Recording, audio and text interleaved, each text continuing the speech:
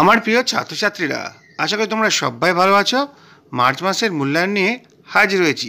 আজ আমরা চতুর্থ শ্রেণীর বাংলা, গণিত, ইংরেজি আর পরিবেশ নিয়ে বেশ কিছু প্রশ্ন নিয়ে আলোচনা করব। দেখো, এর আগে জানুয়ারি আর ফেব্রুয়ারি মাসের মূল্যায়ন নিয়ে আলোচনা হয়ে গেছে। যা যা দেখো নিয়ে ডিসক্রিপশনে লিঙ্ক থাকবে, অবশ্যই দেখে নেবে, তোমাদের অনেক কাজে আসতে পারে।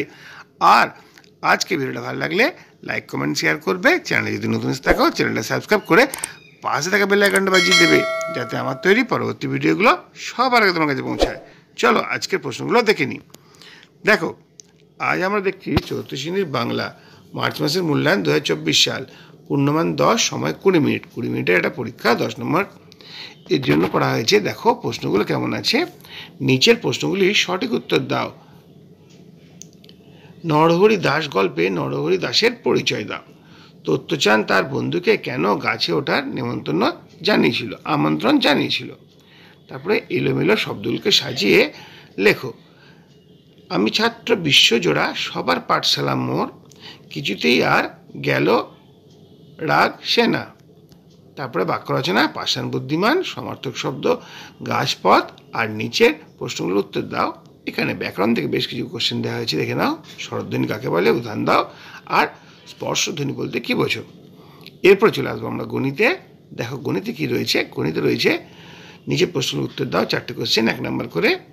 12 ঘন্টার ঘড়িতে যখন দুপুর 2:25, তখন 24 ঘন্টা ঘড়িতে কটা বাজছে? আচ্ছা, 2 নম্বর প্রশ্ন হচ্ছে গুণ্যগুণকের স্থান পরিবর্তন করলে গুণফল কেমন পরিবর্তন হয়? 5 সপ্তাহ 6 দিন মানে কত দিন? আর 3456 সংখ্যাটিতে 4-এর স্থানীয় মান আর প্রকৃত মান কত? এরপরে সঠিক উত্তরটি বেছে নিয়ে লেখো। ড্যাশ গুণিত 60 সমান 4800। তো এই শূন্যস্থানে কী হবে? 800 হবে, 8 হবে না 80 হবে। তারপরে 22.00, এটা বলতে কটা বোঝায়? রাত 9টা, বেলা 10টা না রাত 10টা। তারপরে দেখো গুণফল ও ভাগফল নির্ণয় করো। 25 গুণিত 37 আর ভাগফল দিয়েছে 2400-কে 6 দিয়ে ভাগ। তারপরে এরকম চিহ্ন সাহায্যে মানের ঊর্ধ্বক্রমে সাজাও। একটা কোশ্চেন আছে, 1 নম্বর আছে 5278, 5518, 5479 আর 5556। মানের ঊর্ধ্বক্রমে মানে ছোট থেকে বড় হিসেবে সাজাতে হবে। তারপরে নিচের বিয়োগটি সম্পূর্ণ করো। 607, 4 বক্স 9, 7। এই শূন্যস্থানে কী হবে সেটা তোমাদের বসাতে হবে, ঠিক আছে। এরপরে চলে আসবো আমরা ইংরেজি কোশ্চেনে। দেখো এখানে কি রয়েছে। Read the following passage and answer the question below. আচ্ছা, কেন কোনো প্যাসেজ দেয়নি, কিন্তু কয়েকটা কোশ্চেন দিয়েছে। কোশ্চেনগুলো আমরা অ্যান্সার দেওয়ার চেষ্টা করব।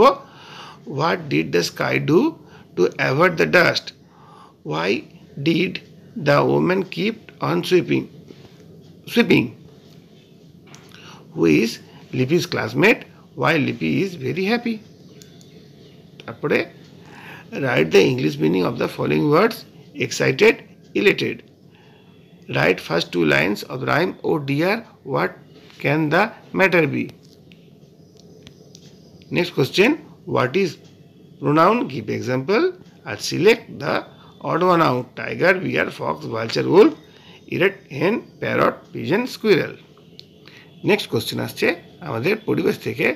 দেখো কি কি কোশ্চেন দেওয়া হয়েছে। লালাগ্রন্থির কাজ কি? সুষম আহার বলতে কি বোঝো? গ্যাসের ধর্মগুলি কি কি? কয়েকটি লুপ্তপ্রায় প্রাণীর নাম লেখো। এরপর রয়েছে শূন্যস্থান পূরণ করো। একটি নোনামাটির গাছ হচ্ছে ড্যাশ।